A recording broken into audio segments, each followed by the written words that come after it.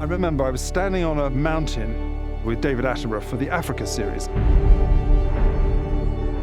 One of the lines he was saying was, "Nowhere on the planet does wildlife put on a greater show." And I started thinking about, I wonder what it would have been like to have stood here when the dinosaurs and the creatures were at their finest moment.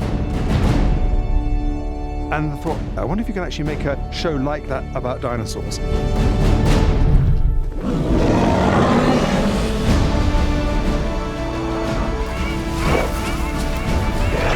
It's taken me 10 years to get the right people together, to find the right stories, to find the right environment to make it.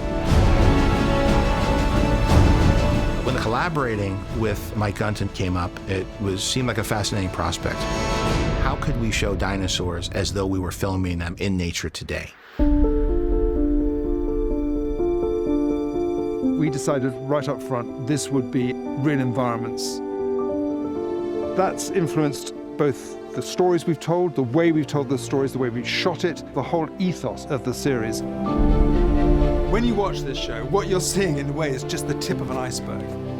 Because we have got so many people helping us on this, experts of all types. Paleoclimatologists, paleobotanists, paleoethnologists. The amount of data that is around at the moment is fascinating. What's interesting here is how surprising these behaviors are. I think that's part of the filmmaking process, that you always have to keep the audience interested by presenting them with things they don't expect. We used the process that they would have used for a documentary, which is sending a team out into the field to observe and to photograph an environment at a certain place at a certain time. You just need to look around the location I'm in now and see the elements that we've been facing. We are filming in places that are inhospitable, places filled with lava, with fire. You're always looking for a great shot. And almost half-jokingly, I invited the pilot, can we land there? A couple of 100 meters away from this volcano, half expecting him to turn around and say, well, there's no way, that's far too dangerous.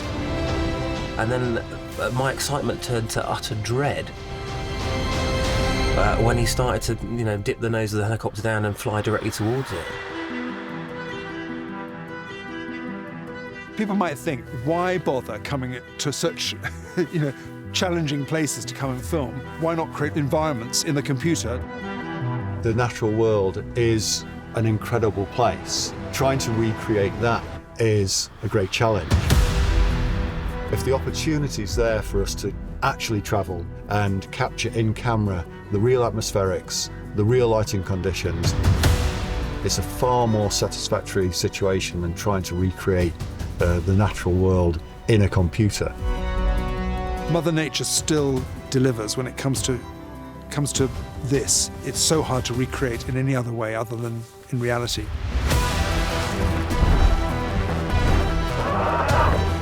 We're out here with minimum kit, no lights, not a great amount of technology, but slightly roughing it in the elements.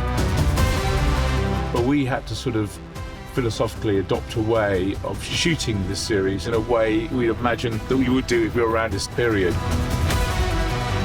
Because one of the bespoke ideas of a natural history wildlife documentary is the intimate portrayal of those animals that we see. And that's where we can bring our skills as wildlife filmmakers to bear. Imagining if these creatures were real, how would we film them? Would we jump on skidoos and follow them? Would we have the guts to walk alongside them? Would we be hiding in the bushes? And that really informed a lot of the decisions about, where we would be. Quite often we deliberately placed the camera a long way away behind some rocks because we'd be thinking, well, we wouldn't necessarily want to be noticed by these creatures because that might affect their behaviour. Over this way here. Yeah. We then do a round of shooting where we film dinosaur cutouts to give the camera operators an indication of where they need to be focusing. The animals are portrayed quite extraordinarily by the way the artists have created these creatures. You look into their eyes and you can see something is going on in these creatures' heads.